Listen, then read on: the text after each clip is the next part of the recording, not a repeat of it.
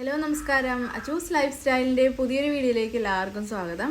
അപ്പോൾ ഇന്നത്തെ നമ്മുടെ വീഡിയോ എന്ന് പറയുന്നത് ഒരു കുട്ടി വീഡിയോ ആണ്. നമ്മളുടെ ഹാർവെസ്റ്റിൻ്റെ വീഡിയോ ആണ്. ഇന്ന് നമ്മൾ ഹാർവെസ്റ്റ് ചെയ്യാൻ പോകുന്നത് നമ്മളുടെ തക്കാളിയാണ്.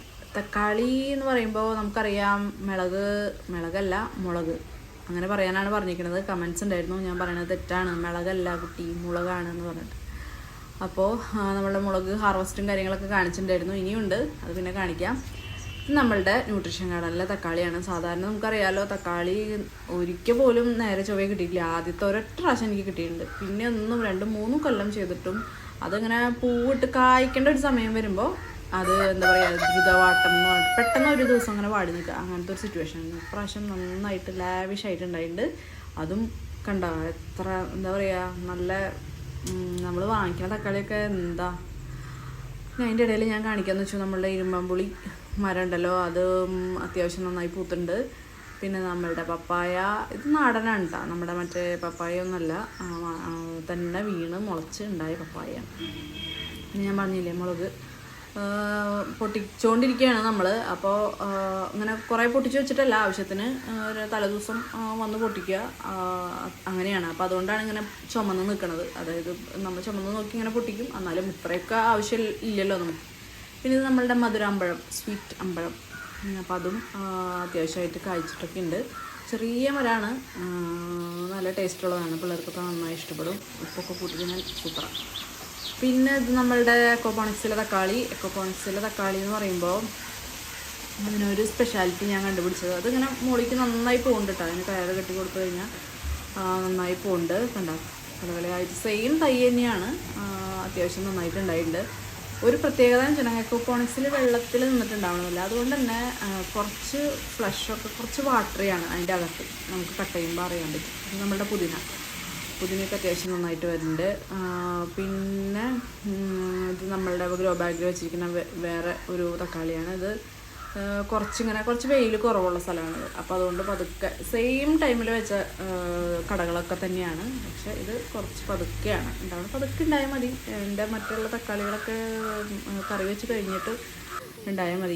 ഇനി അങ്ങോട്ട് ഇവിടെ നിന്ന് നിറയെ ടൊമാറ്റോ റൈസിൻ്റെ സീസണാണ് ഞങ്ങൾക്ക്. പിള്ളേർക്ക് ഭയങ്കര ഇഷ്ടമാണ്. അപ്പോൾ അതുകൊണ്ട് കുഴപ്പമില്ല, എത്ര ടൊമാറ്റോ ഉണ്ടെങ്കിലും പ്രോബ്ലം. ഇത് പിന്നെ വേറെ ആ ഒരു മിളകിൻ്റെ അപ്പുറത്തുള്ളൊരു മൂന്ന് ഗ്രോ ബാഗിലാണ് വെച്ചിരിക്കുന്നത്. അപ്പോൾ പിന്നെ ഇത് നമ്മളുടെ സ്വീറ്റല്ല, സീഡ്ലെസ് ലെമൺ. അപ്പോൾ അങ്ങനെ ഒരു 5 ചട്ടി, നമ്മൾ 5 ചട്ടിയിലായിട്ട് കുറച്ച് ഫ്രൂട്ട് പ്ലാന്റ്സ് വെച്ചിട്ടുണ്ടായിരുന്നു.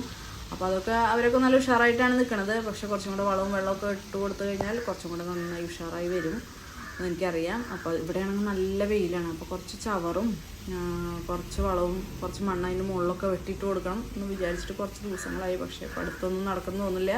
അടുത്ത ആഴ്ച നമ്മളുടെ പള്ളിയിൽ പെരുന്നാളാണ്. അപ്പോൾ അതിൻ്റേതായ കുറേ തിരക്കുകൾ, വീടിൻ്റെ ക്ലീനിങ്, ഗസ്റ്റും കാര്യങ്ങളൊക്കെ വരുമല്ലോ. അപ്പോൾ പുറത്ത് ക്ലീനിങ്, അകത്ത് ക്ലീനിങ്. ഇപ്പോൾ ഒരു 2 ദിവസം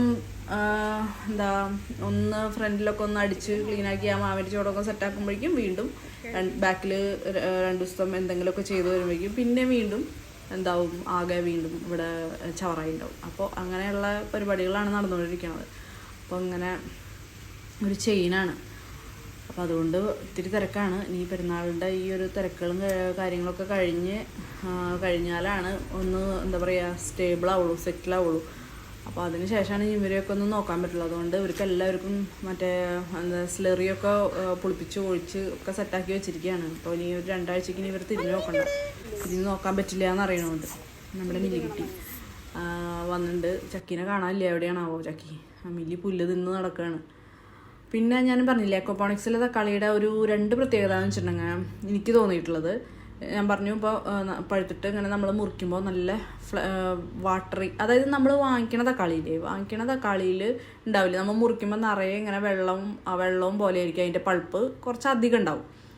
പക്ഷേ നമ്മൾ താഴെ വെച്ച് നമ്മുടെ ഗ്രോ ബാഗിലുള്ള തക്കാളിയില്ലേ, അതിൽ വളരെ കുറവാണ്. അതിൻ്റെ ഉള്ളിൽ മുഴുവൻ ഫ്ലഷാണ്, നിറയെ ഈ കട്ടിയുള്ള ആ തക്കാളിയുടെ ഒരു നമ്മളെ തോട് ഭാഗത്തുണ്ടാവുന്ന ആ ഒരു കട്ടി ഉണ്ടല്ലോ, അതുപോലെയാണ് ഇരിക്കുന്നത്. അപ്പോൾ അതിൽ ഈ ജ്യൂസൊക്കെ അടിക്കാനാണെങ്കിൽ ഇതാണ് നല്ലതെന്ന് തോന്നുന്നുണ്ട് എക്കോപോണിക്സിൽ. പിന്നെ എക്കോപോണിക്സിൽ ഉണ്ടാകുന്ന തക്കാളി വലിപ്പം കൂടുതലാണ് മറ്റേതിനെ അപേക്ഷിച്ചിട്ട്. ഇവർക്ക് എന്ന് പറഞ്ഞു കഴിഞ്ഞാൽ നല്ല എന്താ പറയുക ഫുൾ ടൈം ന്യൂട്രീഷൻ. ഇത് നമ്മളുടെ കൈതച്ചക്ക ഉണ്ടായതാണ്. അപ്പോൾ ഫുൾ ടൈം ഇങ്ങനെ വെള്ളവും അതിൻ്റെ അങ്ങനെ വളവും കാര്യങ്ങളൊക്കെ കിട്ടിക്കൊണ്ടിരിക്കണാണോന്ന് അറിയില്ല. ആക്വാപോണിക്സിൽ നല്ല ഉഷാറായിട്ട് നല്ല സൈസ് വെക്കുന്നുണ്ട്. മറ്റേതെന്ന് വെച്ചിട്ടുണ്ടെങ്കിൽ നമ്മൾ ഇട്ട് കൊടുക്കുന്ന വളങ്ങളാണല്ലോ അവർക്ക് കിട്ടണം, അതുകൊണ്ടായിരിക്കാം അറിയില്ല. ഇനി ഫ്ലഷ് നല്ല ഹാർഡായിട്ടുള്ള ഫ്ലഷ് ആയതുകൊണ്ടാണോ എന്നറിയില്ല വലിപ്പം വയ്ക്കാത്തത്, ഈ വളത്തിൻ്റെ അഭാവം കൊണ്ടാണോ എന്നറിയില്ല. പക്ഷെ എല്ലാവരും കണ്ടില്ലേ നല്ല അങ്ങനെ വളത്തിൻ്റെ അഭാവം എന്നൊന്നും പറയാനില്ല, നല്ല സുന്ദരന്മാരായിട്ടൊക്കെയാണ് ഇരിക്കണത്. അപ്പോൾ അങ്ങനെയാണ് കണ്ടില്ലേ. ഇപ്പം നമ്മളുടെ തക്കാളി എത്ര തക്കാളിയാണ് കിട്ടിയെന്ന് നോക്കി ആ ഒരു പാത്രത്തിൻ്റെ ഒരു ഭാഗത്തോളം ഉണ്ട്. ഇത് ഈ തക്കാളി ഇങ്ങനെ എടുത്തു വെച്ച് കഴിഞ്ഞാൽ ചെയ്യാവും, കുഴപ്പമില്ല. ഫ്രിഡ്ജിൽ വെച്ച് നമുക്ക് ഞാൻ പറഞ്ഞ പോലെ ഫുൾ ടൊമാറ്റോ റൈസൊക്കെ വെച്ച് സെറ്റാക്കാം. പിന്നെന്താ വേറെ വിശേഷം? വേറെ പ്രത്യേകിച്ച് വിശേഷങ്ങളൊന്നുമില്ല. അപ്പോൾ എല്ലാവർക്കും വീഡിയോ ഇഷ്ടപ്പെട്ടെന്ന് വിശ്വസിക്കുന്നു. അപ്പോൾ അടുത്തൊരു വീഡിയോ എന്ന് പറയുന്നത് ഇനി നമ്മളുടെ മുളക്.